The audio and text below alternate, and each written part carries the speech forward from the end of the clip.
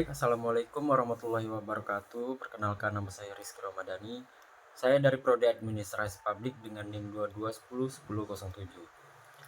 Baik, pada video kali ini saya akan sedikit menjelaskan materi mengenai birokrasi dan juga tata kelola birokrasi yang baik di masa depan.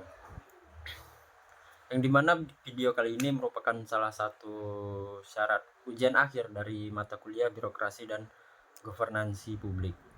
Baiklah, langsung saja masuk kepada materinya yang dimana birokrasi merupakan tulang punggung dalam pelaksanaan kebijakan publik dan penyelenggaraan pemerintahan.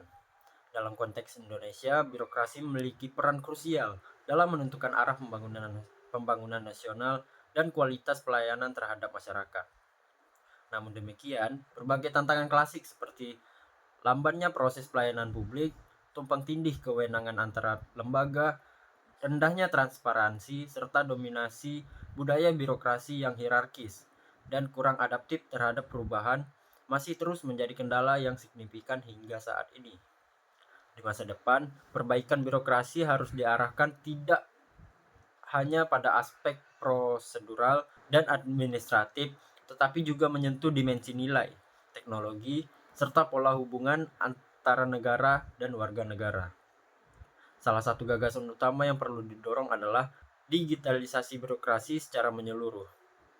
Pemanfaatan teknologi informasi dan komunikasi bukan hanya akan mempercepat pelayanan, tetapi juga menjadi alat kontrol yang kuat terhadap kinerja aparat. Integrasi sistem layanan antar instansi, satu data nasional, serta pemanfaatan artificial intelligence. Tak kalah penting adalah pembenahan sumber daya manusia birokrasi. Aparatur sipil negara harus direkrut dan dikembangkan berdasarkan prinsip meritokrasi. Proses seleksi harus menjamin masuknya individu-individu dan berkompeten dalam berintegritas. Selain itu, pelatihan berkelanjutan harus menjadi prioritas agar para birokrat mampu beradaptasi dengan tuntutan zaman yang harus berubah. Budaya kerja juga harus perlu direformasi dari yang berorientasi pada rutinitas administratif menjadi berfokus pada hasil, inovasi, dan kolaborasi. Dalam rangka pembangunan tata kelola yang baik, transparansi dan akuntabilitas harus dijadikan fondasi utama. Pemerintah perlu membuka ruang partisipasi publik dalam proses pengambilan keputusan dan pengawasan layanan. Konsep open governance menjadi penting dalam menciptakan birokrasi tidak hanya melayani tetapi juga diawasi oleh masyarakatnya sendiri. Ini termasuk penguatan kanal-kanal pengaduan digital, publikasi data kinerja secara terbuka, serta penyelenggaraan audit yang independen dan berkala. Selanjutnya, reformasi birokrasi juga menuntun adanya pendekatan yang desentralisasi namun tetap terkoordinasi. Pemerintah pusat perlu memberi ruang yang lebih besar pada pemerintah daerah untuk mengelola kewenangan sesuai dengan kondisi lokal, tentu dengan prinsip good local governance. Selain itu, birokrasi harus membuka diri terhadap kolaborasi lintas sektor, baik dengan swasta, masyarakat sipil, maupun komunitas lokal untuk menyelesaikan persoalan-persoalan publik secara bersama.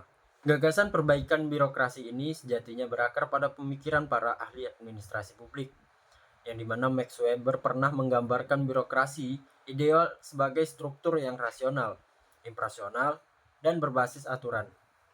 Namun di dalam praktik, birokrasi seringkali menjadi kaku dan menghambat inovasi.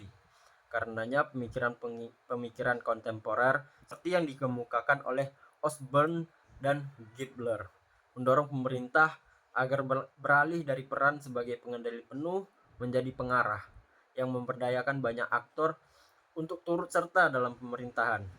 Dwight Waldo juga menekankan bahwa birokrasi tidak boleh sekedar menjadi mesin administratif, tetapi harus menjiwai nilai-nilai demokrasi dan tanggung jawab publik. Dalam praktiknya, beberapa daerah dan negara telah menunjukkan keberhasilan dalam reformasi birokrasi. Untuk di Indonesia sendiri, khususnya di kota Surabaya menjadi contoh kota yang berhasil mengembangkan layanan publik digital yang terintegrasi. Sementara itu, tingkat global, Estonia telah menjadi pionir negara digital di mana hampir seluruh layanan pemerintah cepat diakses masyarakat secara daring, cepat, dan juga transparan. Nah, kesimpulannya, perbaikan birokrasi dan tata kelola pemerintah yang baik di masa depan menuntut perubahan yang komprehensif, tidak hanya menyentuh sektor dan prosedur, melainkan juga budaya nilai dan cara berpikir para pelaku birokrasi. Dengan komitmen politik yang kuat, pemanfaatan teknologi, serta pelibatan masyarakat secara luas, birokrasi di Indonesia dapat menjadi mesin pelayanan publik yang responsif, efisien, dan berintegritas. Untuk itu, saran yang dapat diberikan adalah pentingnya mempercepat reformasi berbasis digital, memperkuat pelatihan dan etika ASN, serta membuka ruang partisipasi publik seluas-luasnya dalam tata kelola pemerintahan.